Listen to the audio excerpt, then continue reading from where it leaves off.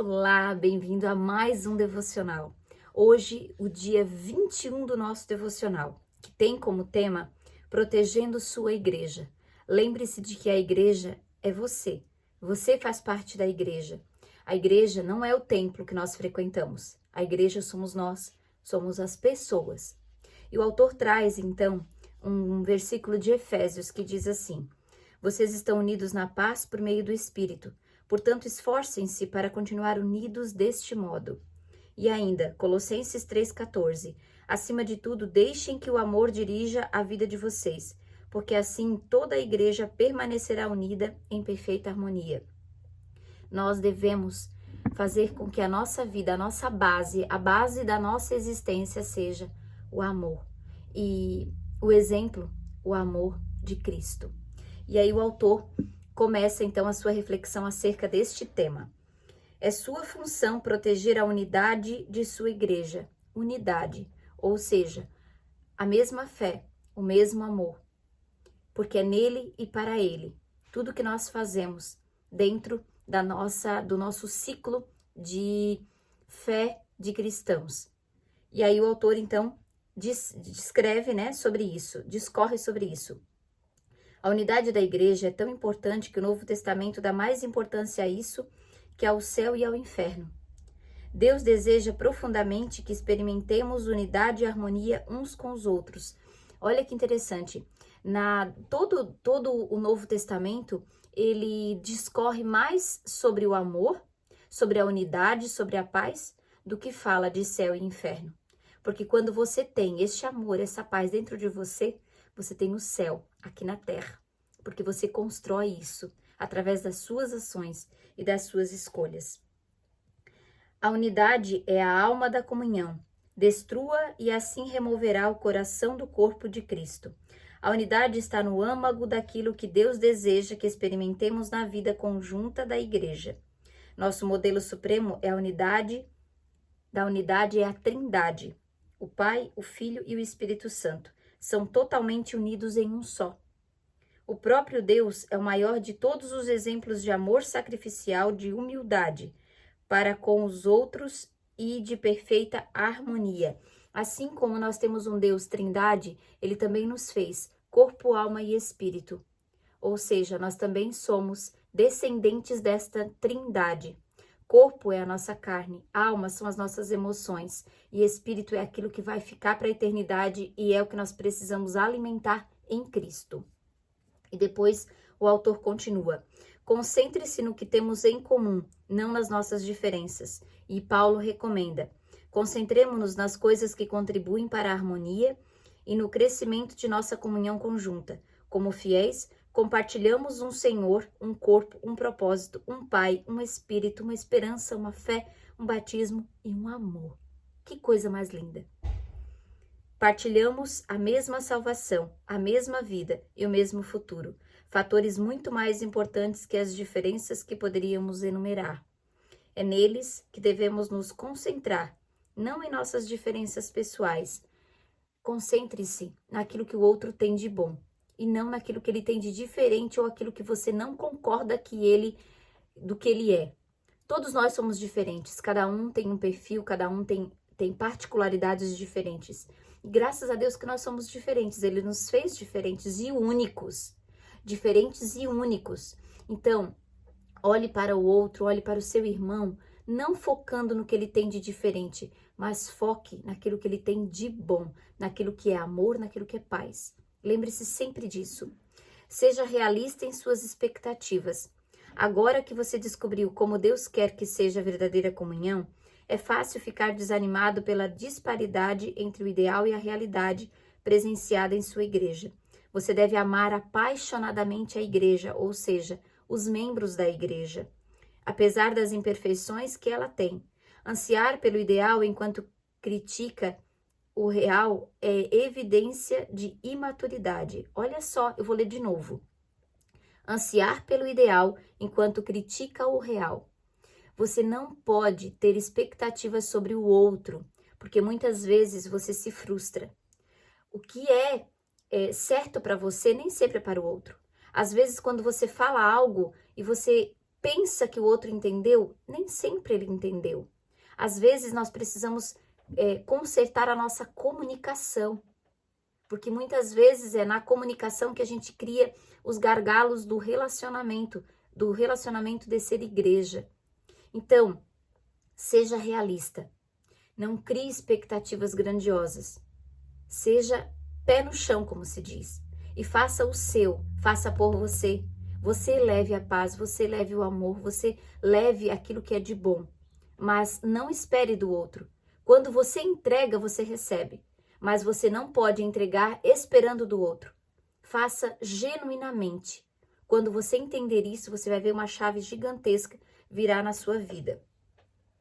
As pessoas ficam desiludidas com a igreja local por muitas razões compreensíveis.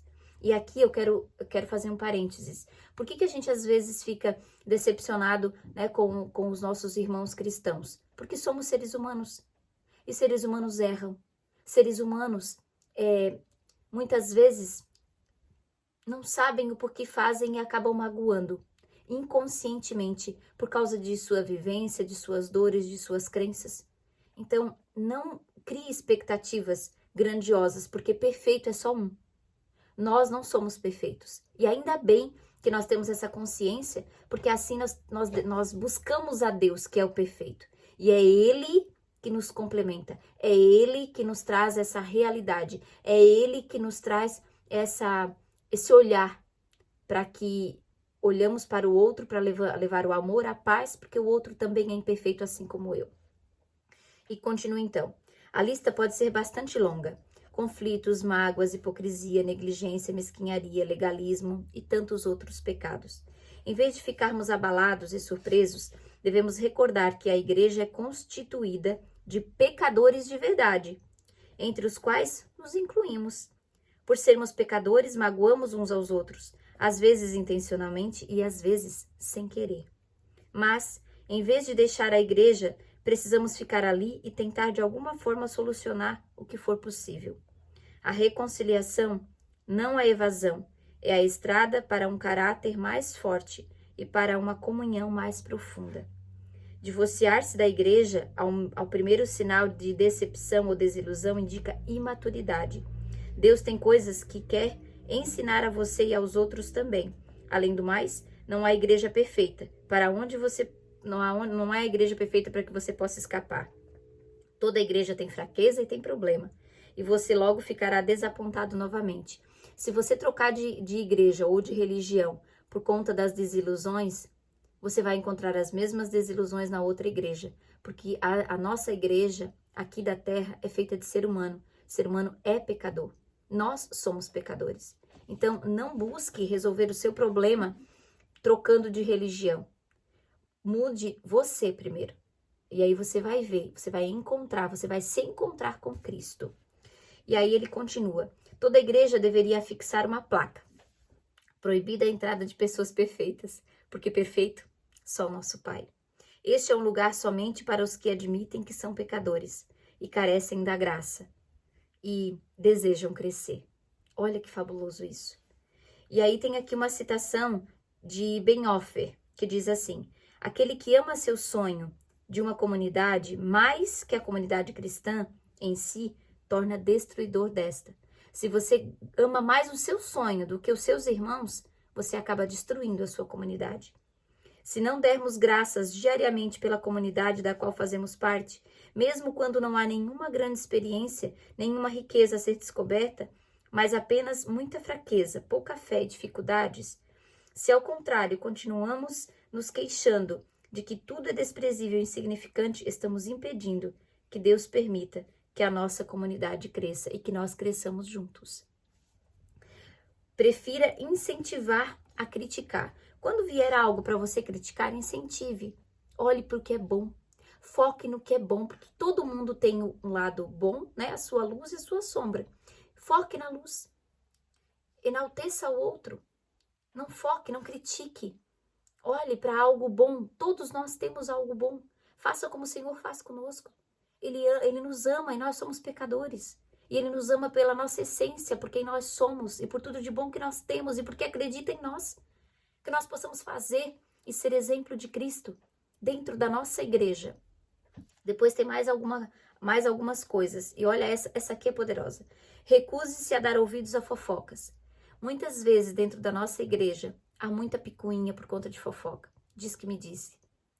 Recuse-se a ouvir fofoca. Posicione-se. Eu não falo mal de ninguém. Posicione-se. É uma decisão sua. E você vai ver o quanto a sua vida vai ter um outro sentido. Depois tem outro item. Pratique os métodos de Deus para a solução de conflitos. Tem várias passagens bíblicas que nos ensinam a solucionar conflitos. Tem aquela que você chama a pessoa com mais alguém, mais assim, no particular, conversa sobre algo que você não achou correto, de uma maneira sensata, de uma maneira posicionada, de uma maneira, né, com argumentos. Tem quando você também silencia e faz o certo e a pessoa vê que você fez e traz o exemplo para si. Tem várias maneiras. A palavra de Deus, ela nos ensina como corrigir, mas corrigir da maneira certa. E o principal, corrija em amor. Isso leve para dentro da sua casa também para os seus filhos. Corrija em amor. Depois tem outro item. Apoie seu pastor e os outros líderes.